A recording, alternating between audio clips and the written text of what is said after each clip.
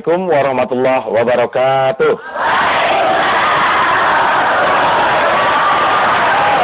Alhamdulillah pemirsa Indosiar dan ibu-ibu yang hadir di studio. Pagi hari ini kembali kita bisa ketemu lagi di sini tentunya di Mama dan A.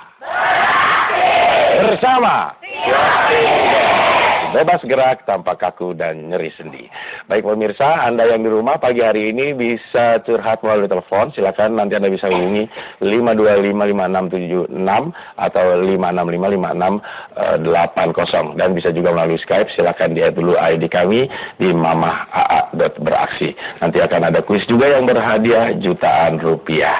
Gimana kabarnya ibu-ibu? Sehat? Udah pada makan belum? Sama apa tadi makannya? Sama tangan ya, sama telur juga. Mandok ya Bu ya? Iya, baik. Terima kasih sudah hadir di sini.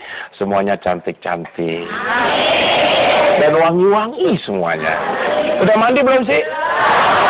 Belum mandi aja udah wangi-wangi. Iya. Bu, saya mau tanya sama ibu-ibu nih, tahu yang namanya harta karun nggak? Ada yang tahu, ada yang enggak ya? Biasanya harta karun itu nemunya di dalam tanah. Pokoknya kita nemu di dalam laut. Iya benar ya. Di batu akik juga. Jauh amat dari batu akik ke dasar laut. Di rawa bening banyak Bu. Iya. Ya biasa kita menyebut harta yang banyak itu adalah harta karun. Tapi Ibu tahu nggak Bu? Bagaimana asal-muasalnya harta itu disebut harta karun? Tahu nggak? Ya Pak ya, sama saya. Ya baik, kita akan ikuti sekarang tahu siapa mah. Kita akan mengambil tema tentang korun dan sa'labah. Ini sebuah kisah yang tentunya bisa kita ambil hikmahnya. Silakan mah. Bismillahirrahmanirrahim. Assalamualaikum warahmatullahi wabarakatuh.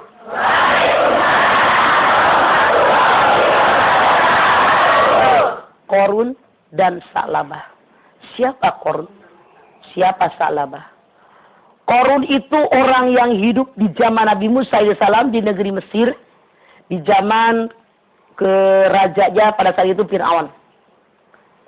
Namun Fir'aun, Raja Mesir, mengaku dirinya adalah Tuhan. Maka dia menyuruh semua rakyatnya menyembah dia. Karena dia mengatakan, saya adalah Tuhan kalian. Lahirlah Musa. Diangkat anak oleh Fir'aun. Ternyata Musa oleh Allah Subhanahu wa Ta'ala diangkat menjadi seorang nabi, diangkat menjadi seorang rasul. Lalu Musa berdakwah kepada orang sekeliling, kepada ibu angkatnya Siti Asyah. Dia mau beriman kepada Allah.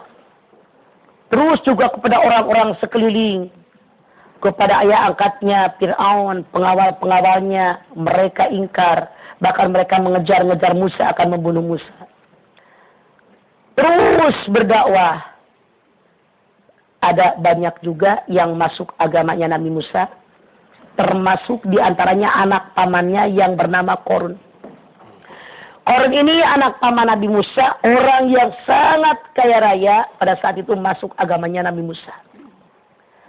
Nabi Musa berpikir, alhamdulillah. Artinya agama ini akan semakin mantap, semakin kuat. Ada saudara saya yang masuk agama ini dan dia punya kekayaan yang melimpah ruah. Turunlah ayat tentang zakat. Maka Nabi Musa menghimbau kepada segenap yang telah masuk agama dia untuk berzakat. Di antaranya bicara kepada Korun.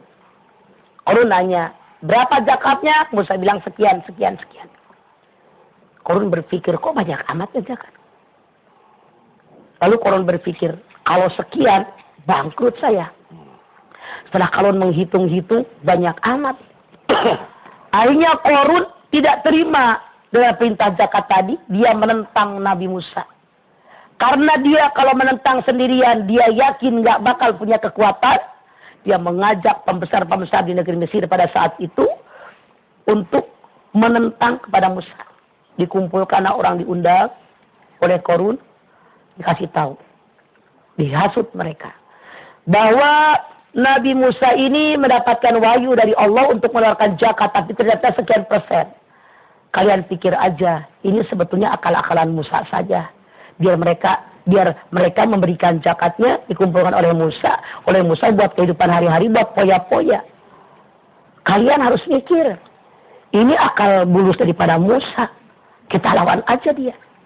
Mereka berunding bagaimana caranya menjatuhkan Nabi Musa, karena ternyata Qarun jadi membenci Nabi Musa gara-gara dimintain zakat. Apa yang terjadi? Mereka punya keputusan. Sekarang kita cari seorang perempuan, kita bujuk aja dia seorang pezina tuh, biar ntar dia mengaku pernah dijinai oleh Nabi Musa.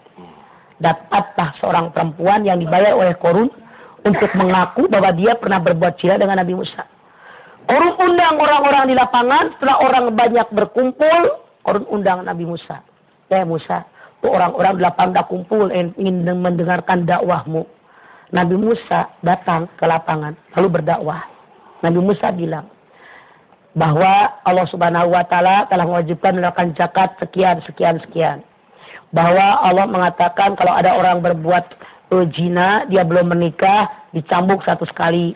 Kalau sudah pernah menikah, dikubur, kemudian ditimbuk sampai mati, baru dosa dihapus, dan selanjutnya. Qarun bilang, bagaimana kalau yang berbuat zina dirimu Musa? Nabi Musa mengatakan, walaupun diriku ini aturan agamaku, maka tetap aja harus dicambuk. Terus Qarun mengumumkan, hei saudaraku, kalian lihat, Musa ini ngomongnya bohong. Dia yang mengajarkan tidak boleh berbuat zina, padahal dia sendiri berbuat zina. Musa kaget digituin. Nabi Musa kaget digituin. Apa buktinya? Kata Nabi Musa. Qarun bilang, hai perempuan, apa yang kau alami? Ngomong di depan Musa, depan halayak ramai. Lalu berdirilah perempuan yang dibayar oleh Qarun, yang sudah mengaku bahwa dia pernah berbuat zina dengan Nabi Musa. Nabi Musa dengan kaget dia berhadapan dengan perempuan tadi. Wahai perempuan, demi Allah yang telah menurunkan Taurat kepadaku, demi Allah yang telah mengajarikan aku seorang nabi dan rasul, engkau hendaknya berkata jujur. Apakah engkau pernah berbuat zina denganku? Perempuan tadi dengan Nabi Musa mengatakan seperti ini, dia kaget.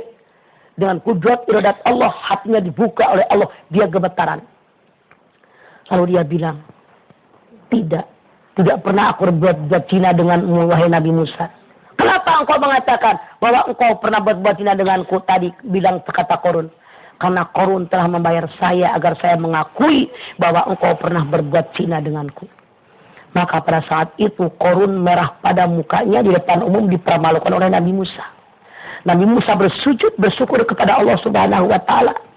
Kemudian Nabi Musa kaget, kenapa Qarun yang sangat baik, kenapa kau jadi berubah menjadi memusuhi dirinya? Hanya Qarun bermohon kepada Allah. Allah katakan, wahai Musa, sekarang silakan kau perintahkan bumi akan taat dengan perintahmu. Lalu Nabi Musa mengatakan kepada orang yang datang di lapangan, wahai saudaraku semua, siapa yang akan ikut denganku mendekat kepadaku. Siapa yang ikut dengan Qarun, silahkan bergabung dengan Qarun, jauh dari kelompokku. Ternyata ada 2 orang yang ikut dengan Qarun. Nabi Musa bilang, wahai bumi, telanlah Qarun dan para kroni-kroninya. Maka dengan kudrat iradat Allah, bumi menelan Qarun. Sampai lutut. Qarun dengan sahabat-sahabatnya pada teriak-teriak. Lalu, maafkan saya, ampuni saya, sekarang akan taubat. Nabi Musa bilang, bohong. Telan bumi, mungkin ke bawah, disedot-sedot, sampai leher. Walaupun teriak-teriak, tetap Allah sudah murka sampai habis. Ternyata ada yang ikut dengan Nabi Musa pun mereka bilang, sengaja tuh kerjasama Nabi Musa dengan bumi, Qarun ditenggelamkan di perut bumi. Padahal Musa ingin menguasai kekayaannya. Marah Nabi Musa digituin. Nabi Musa kan temperamental, orangnya marah. Lalu Nabi Musa bilang, wahai bumi, ya Allah, telanlah semua kekayaan Qarun. Dengan kehendak Allah, semua kekayaan Qarun masuk ke dalam perut bumi, 1 debu pun tidak tertinggal. Karena mereka memfitnah Nabi Musa bahwa Nabi Musa akan mengambil kekayaan. Inilah yang Abdul tadi katakan, kenapa kalau kita gali septic tank, gali pondasi rumah, ketemu emas berlian, disebut harta karun. Jadi bukan harta karun yang di negara kita, karena hanya di Mesir, itu harta punya Pak Harun. Begitu Pak Harun. Iya Pak Harun, ya oke baik. Itu dia tausiah Bapak tentang kisah Korun dan Salabah. Nanti akan dijelaskan Salabahnya belum, Iya, kepanjangan. Salabah. Nanti akan dijelaskan juga oleh Mama tentang Salabah. Namun kita harus break dulu sebentar. Nanti kita akan kembali lagi tentunya tetap di sini di Mama dan A. Bersama. Bebas gerak, tanpa kaku dan nyeri sendi. Insya Allah.